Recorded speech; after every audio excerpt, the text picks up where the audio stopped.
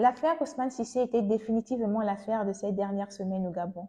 C'est l'histoire d'un Sénégalais nommé directeur de la SEG, la Société de coupure du Gabon.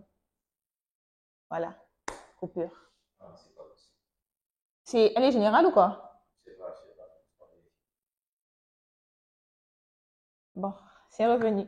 Pardon, je disais la Société d'énergie et d'eau du Gabon.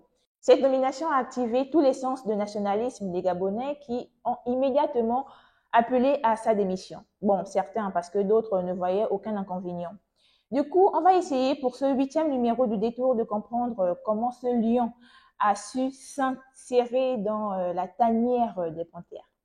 À la présentation, Nelly, pour vous servir, Alénic à la réalisation, le fils d'Ernest à la rédaction. Et l'âme des tours, c'est maintenant. Thompson on the track. Il y a une chose qui m'a fait marrer pendant que je préparais l'émission. C'est que lorsque tu vas sur Google, tu tapes Ousmane Cissé pour avoir une petite biographie de lui, on te donne Ousmane Cissé, mais c'est un autre Ousmane Cissé. En fait, lui, c'est un basketteur, quoi. Ça, quand même, ça m'a fait marrer, mais bon, c'était bon à savoir. Ousmane Cissé, le vrai, du moins celui qui nous intéresse, est lui un expert en comptabilité, finance et fiscalité. Il a fait carrière dans le monde de l'audiovisuel comme directeur administratif et financier de la Société nationale de radiodiffusion télévision sénégalaise avant de rejoindre le secteur privé en 2006 en intégrant la 2STV, première chaîne de télévision privée du Sénégal, dont il a été le directeur général en 2010 jusqu'à son départ en 2012. C'est donc fort de cette expérience qu'en 2014, au lancement de la chaîne Label TV au Gabon, une chaîne qui avait une vocation panafricaine, son compatriote Maktar Sylla va penser à lui pour le poste de directeur général. Ousmane Cissé prend fonction, mais le média va faire faillite, en proie à d'énormes difficultés financières. Entre-temps, Ousmane obtient la nationalité gabonaise et va multiplier les passages dans l'administration avec par exemple sa nomination à la direction de l'Office pharmaceutique national. Et ce n'est pas tout. Il est également directeur de la conformité de l'audit et du risque au sein du FGIS. Tiens, c'est quoi le FGIS? Le FGIS, c'est le Fonds gabonais d'investissement stratégique. Je répète, Fonds gabonais, G-A-B-O-N-A-I-S, d'investissement stratégique. C'est un organisme du Fonds souverain de la République gabonaise, FSRG. En gros, leur rôle est de gérer les investissements du Gabon dans différents projets. Par exemple, c'est eux derrière la baie des Rois.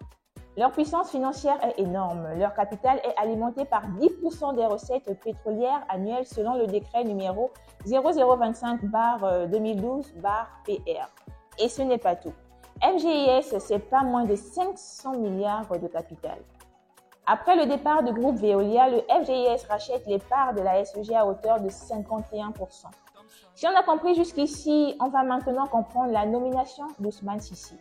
Le patron de ce fonds gabonais d'investissement stratégique se nomme Hakim Daouda. C'est donc lui, en tant qu'actionnaire majoritaire de la SEG, selon le journal Écho du Nord, qui va proposer et obtenir la nomination d'Ousmane Cissé au poste de directeur général de la SEG.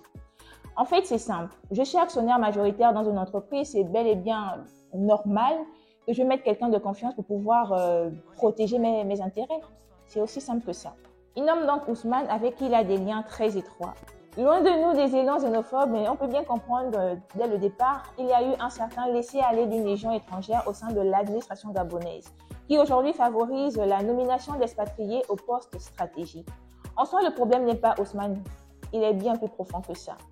L'article 137 du Code du travail gabonais est clair. À l'embauche, à compétences égales, priorité est accordée aux nationaux. L'emploi de la main-d'œuvre étrangère doit pouvoir répondre à des compétences non disponibles sur le marché. Mais tous ces non-nationaux qui sont déjà dans l'administration, la résultante, c'est quoi en fait? Le Gabon a été traité de xénophobe car les manifestations pour chasser Cissé ont vraiment fait du bruit, comme on peut le voir ici.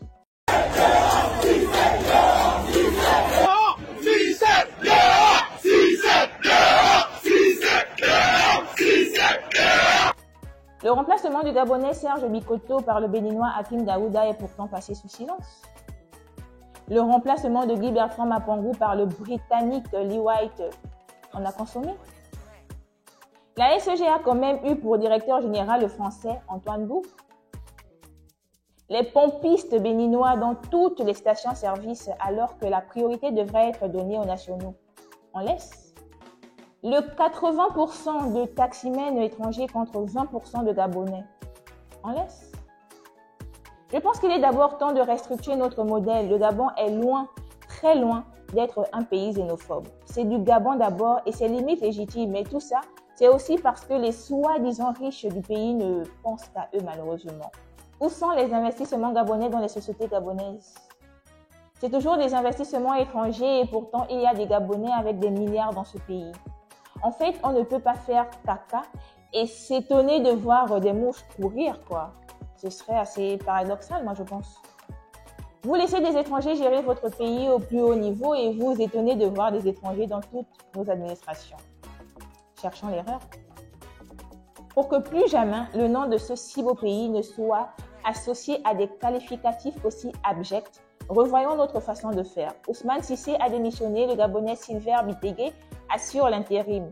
Mais est-ce que le problème de fond est pour autant réglé? Par contre, ce qui doit vraiment être réglé, ce sont des coupures à non point finir. L'eau est devenue une denrée extrêmement rare à Libreville, c'est limite le Sahara, quoi. Il faut agir. C'était Nelly. Ah, voilà. À peine là, je viens de parler. Coupure.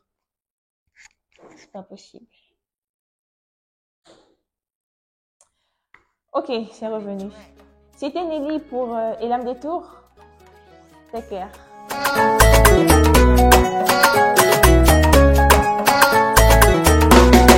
Thompson on the